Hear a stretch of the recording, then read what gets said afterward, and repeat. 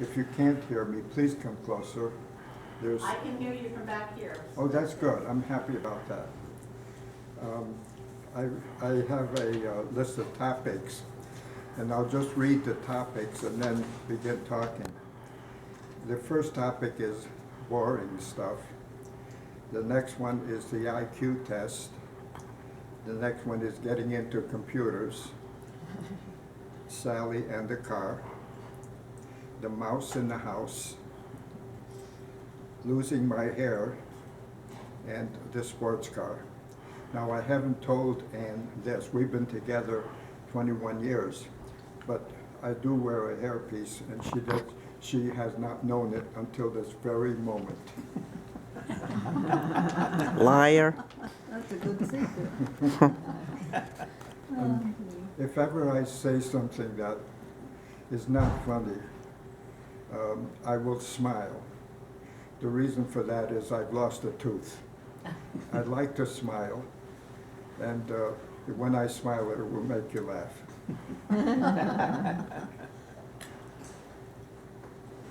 Jack visits the lie. I told Ann a lie one time. The rollerblade caper. I have props there, and I'll use those props when that happens. Being scalped. Everyone should write a book. Publishing with a publisher. Self-publishing. The stolen bicycle. There was an article on the news recently. Did you see the story about a veteran who had his bicycle stolen? That was me. And questions. The boring stuff is that I'm 92.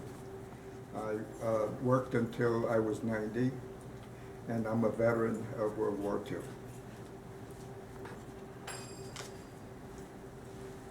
The first thing is an IQ test. A lot of people think that I'm smart, but I'm not. I do a lot of stupid things, and Ann can tell you that, but one stupid thing I did was when I was hired at General Electric. They required that I go to the clinic to be examined. So I went to the clinic, and the doctor passed me, and then a nurse gave me a little tube, a test tube. She didn't tell me what it was for. So she just motioned to the men's room, and I went in there and I said, "What in the world is this for?" I had no idea. And I noticed that on the sink, there was a little bottle of yellow liquid. There was a rack with test tubes in it, with people's names on them. And I said, "Oh, I know what this is. It's an IQ test. They want to see if I can solve problems without being told what the problem is." So I took the test tube and I put a little water in it, a little bit of soap, and I put it in the rack. Then I went back to the office, and I said, everything went fine. And the phone rang, and the supervisor answered the phone, and he said, "He did what? Would you repeat that? He did what?" Then he looked at me, and he said, "That IQ test that you said you passed, you better go down and take that test again." So I had to go down, and this time I really was told what the test tube was for. I got into computers when I was 40, and at that time, computers were very new, and somebody came over and bumped me, my job, and they said, "We want you to go to the employment office and see if they've got any jobs for you." So I went to the employment office, and at the employment office, they said, there's a person in Building 10 who needs a programmer real bad. Do you know anything about computers? And I said, "Sure." I use them all the time. And I didn't mean to lie. I thought they were talking about the desk calculators. So they said, go see the person. I went to see Joe Katz, and Joe Katz said, you're a programmer? I said, yeah. He said, you have no idea how long I've been looking for a programmer. You're hired. So in 2 weeks, I reported for work, and he said, let's go see the computer. And we went over to another building, and in that building there was a huge room full of equipment. Tape spinning and people walking around. And he said, what do you think of all this? I said, we're living in a marvelous age. Now, would you show me the computer I'll be using? He looked at me. He didn't know what to say. Then finally he began laughing. He said, Farina, we're going to get along really well. I love a guy with a sense of humor. And I realized, this is a computer. He wants me to work on this. I was about to confess when he said, I'm going to be gone on a trip. And it's going to be a week. And I'm going to tell you what the problem is when I get back. And I said, okay.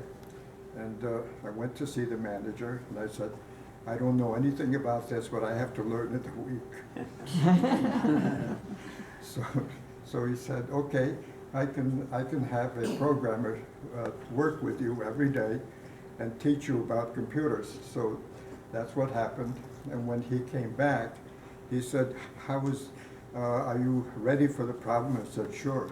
He says, there's an airplane that flies along like this, and he says, swoops up into the air and tosses a bomb, and you have to figure out where the bomb goes. And I said, well, I can shift the bits from left to right and multiply and I gave a lot of jargon. And he said, I don't want to know the details. Go ahead and do it. And that's how I got into computers. And gradually I learned how. Oh, I began writing books at that time. I wrote a lot of books on computers. How many did you write? Oh, I wrote about 20. They sold all over the world, and they were translated. In Russian, Danish, Spanish, Arabic, and Japanese.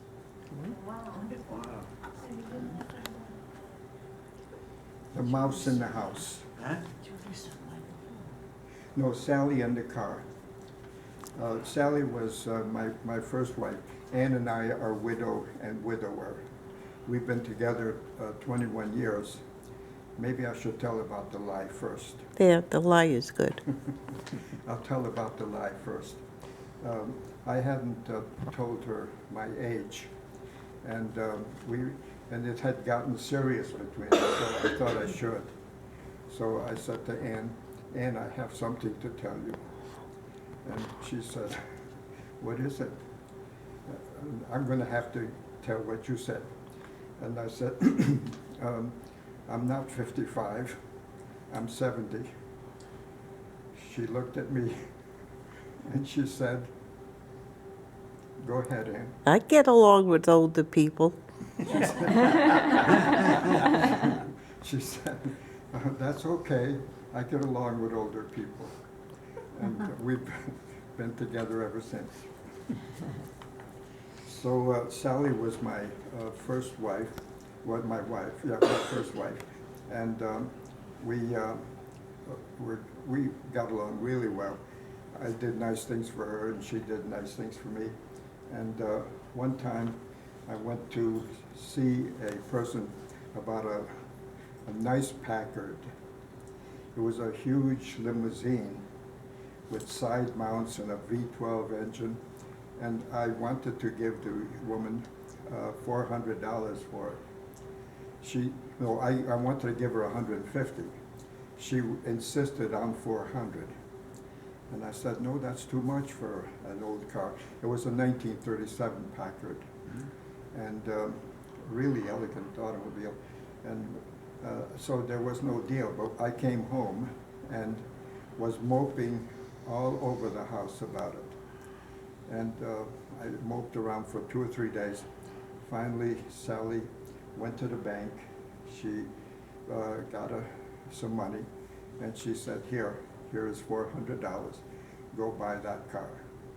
And I did, and I enjoyed it for a year. This was before Kirsten. You don't remember the car, do you? But Chris does. Chris is my oldest daughter, and she used to love that car, sitting in the back. It got 6 miles to the gallon. 6 miles. One day Sally called me, and she said, you have to come home. You have to come home. I said, why? She said, there's a mouse in the house. So I said, so why do I have to come home? She says, I'm going around the house with a broomstick, tapping everywhere I go. It's going to attack me, so I had to go back to the house. I was at General Electric at the time, and I couldn't find the mouse. So I went down into the basement, and I came up holding my hand like this. I said, I got it, do you want to see it? She said, no, throw it out. So I said, okay, I'm going to throw it out. And I went outside and opened my hand and it got out. And I came back in the house and I said, I threw it out in the field. She said, okay, you can go back to work now. So I went back to work. As I've already said, I do wear a hairpiece, and I don't know how Ann feels about it now that she has found out, but she didn't know what happened to me one time. I used to drive a sports car, and one day I went out in the sports car, and I hadn't put enough adhesive tape on my hairpiece, and my hair blew off. With a convertible. And I screeched to a stop at the curb, and I looked back, and yes, there it was, right in the middle of the street. It looked like a mouse. So I thought I'd better go get it. So I went back and waving the cars away so that they wouldn't run it over. But people began noticing what I was doing, and I guess they sort of got interested. And I picked up the hairpiece and put it back on. I wasn't ashamed to do that at that time, so I went back to the car and drove off. With my daughter, Chris, was going with a guy named Jack. They broke up. You didn't know about Jack. Did you know about Jack? And they broke up, but Jack and I remained friends. So one day he said he wanted to come and visit. I said, fine. He had a girlfriend at the time, and he brought his girlfriend. But I decided to play a joke on him. He hadn't seen me without a hairpiece before, and I had lost some weight. So when he came to the house, I walked out to the car, and I said, hello, Jack, I'm Mario's brother. I'm happy to see you. And he said, what, well, you're Mario's brother? He said, yeah. So I brought him into the house. We were talking, and he said, your voice sounds so much like his. I would have known you as being his brother from way back. And finally, when I couldn't stand the joke anymore, I told him, and he was surprised. I've already told you about the lie. The rollerblade caper. Let me get the props.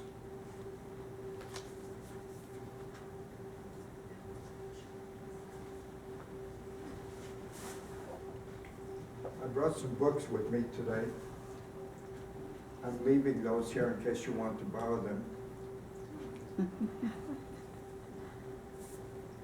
The rollerblade caper is one of the stories in here. The book is Hello, I'm 90. That's been crossed off, and it says I'm 91. I'm having some new books made up, and they say I'm 92. There's also two books here, A Little Light Reading. These have puns in them and other things, stories.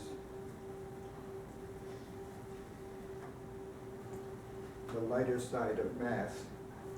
You can borrow this too. It's the fun parts about math.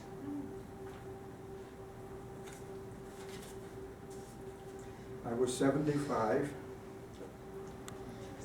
and I said to Ann, I need to learn rollerblading. She said, no, you don't. And I said, yes, I do.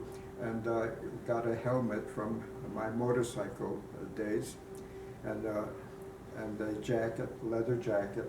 I bought knee pads and elbow pads, and said, with these, and we bought these, Ann and I bought these at the Walmarts. And with these props, I can walk along, and I'll always be in control. If I push off, I won't go very far. Well, she was apprehensive, and I said, well, if you're worried about it, you can go over and call an ambulance if you have to. So I went over to the road and was walking along, and I gave myself a little push, and I fell down on my back end. And she said, Mario, are you all right? I said, yes. She said, why didn't you think to stuff something down your backside? Did you hurt? I said, no, not a lot. But that's the last time I tried these. But I've kept these props ever since to remind me of that particular day. For anyone who can't see, they have suction cups. Yeah. at the end of the- Plungers. Plungers. Plungers.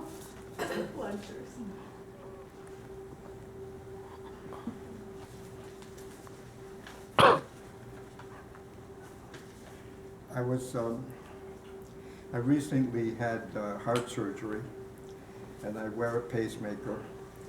And one day I was at the hospital getting examined by a nurse, and she put me in front of a machine. She was looking inside the machine and telling me, and she put me on a cot, and she said, turn left, turn right, and I kept doing that. And then finally, I felt the tape on my hairpiece loosening. Turn right, turn left, and finally, it broke off. She stared at me.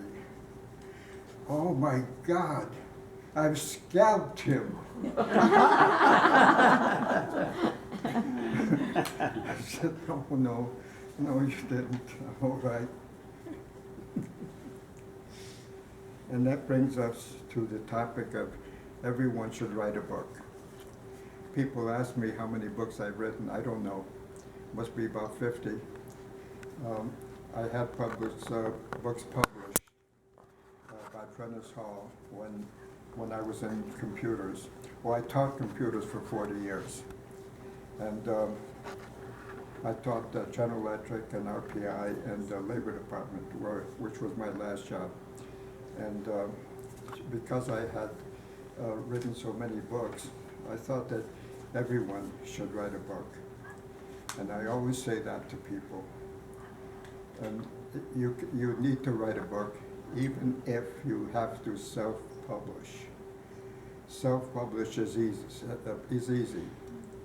You need to write out what you want to say, type it out, and there's a nice place in Troy called the Troy Bookmakers. They will make small quantities of the book at very little cost. Or the better way, of course, would be to get a publisher to publish them for you, because that way you don't have to do anything except collect the royalties. But the royalties are only 15%. If you write a book, whatever you get, you would keep. But it's hard to sell. So you shouldn't think that you're going to get rich by self-publishing. The books that I'm leaving here were self-published. But I'm happy about that because I feel that when I leave this earth, I will leave something behind. which brings me to the part where I'd like to ask questions. What would you like to ask on any subject?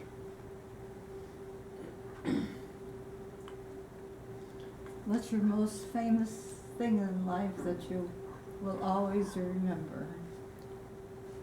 That happened in my life? The most important thing. I know what I have to say, and I will. Meeting Ann. Oh, that's sweet. Birth of your children. Then there were 4 kids. Well, actually, there were 5. We lost the first one. But I brought up 4 nice girls. Their names were Christine, Kathleen, Kirsten, and Karen. This is Kirsten.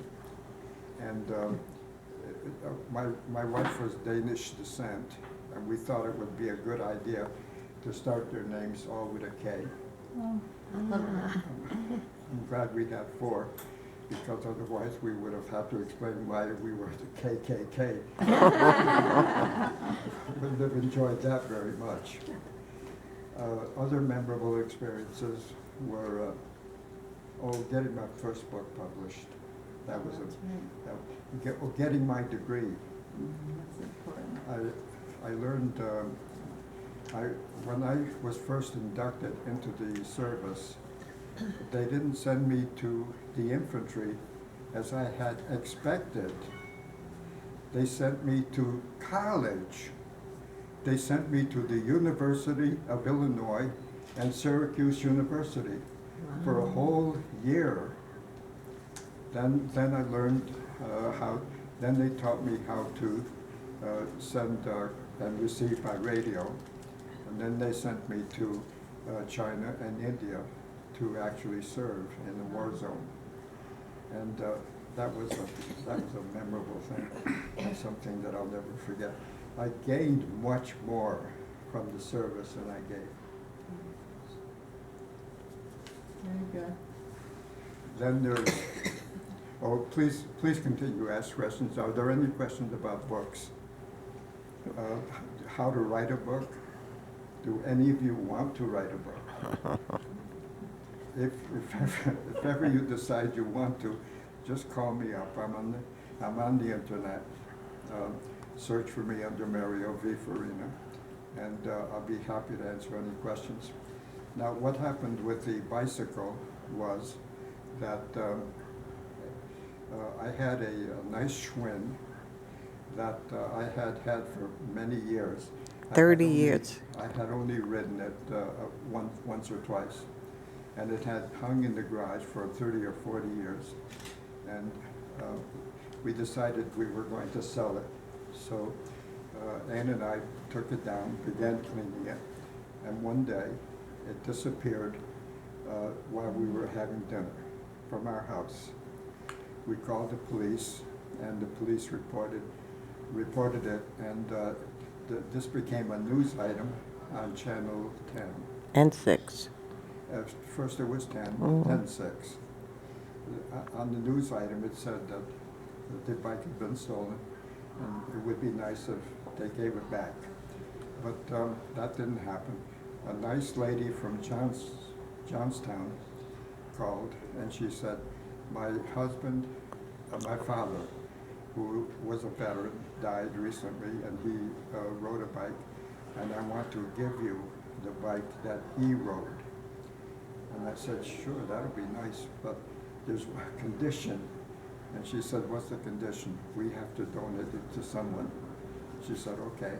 So she brought it over to the house, and that made another news item on Channel 6. And we have since had dinner together, and I'm sure that what I said at the end of that clip was, something good has come out of this. I have met these 2 nice people. Mary had brought her friend Barbara, and we will always be appreciative of how we met them. And that's the end of my talk, unless you have further questions. I'd like to go back to the military. Were you in the Army, you said? I was in the signal corps. But U.S. Army. Yes, it was from 1943 to 1946, during wartime. And what outfit were you attached to? I don't remember, 3205. Do you know something about this? No, but I have- I was in the CB. I have relatives that was in World War II, and I have a lot of friends that talk about their World War II experience. Yes, I was in China and India, which they call the CBI theater, China, Burma, and India. I was in an outfit, but I seem to remember 3205th, but I don't know what 3205th. Okay. And I was there a year or more. I enjoyed that very much because not only was it interesting, but it was also brand new to me. And I met some very nice Chinese people who took me to dinner and I had friendships with. And every morning I would get up real early, put on some earphones, and begin sending the Morse code to other people. I never knew what was being sent because it was always in code. Anything else? My husband was in the 94th signal, Oh, yeah. and where was he? So we worked on radios and stuff like you talked okay, about. that's nice. Similar to what you did. Where was he He located? was, well, he was in Germany, he was all over during the war, Second War. I was never in Europe. My brother was. My brother was in on the invasion of France, and he died this year. And he was 90, just 90, and he shouldn't have died because I was older, and he should have outlasted me. But his main problem was that he was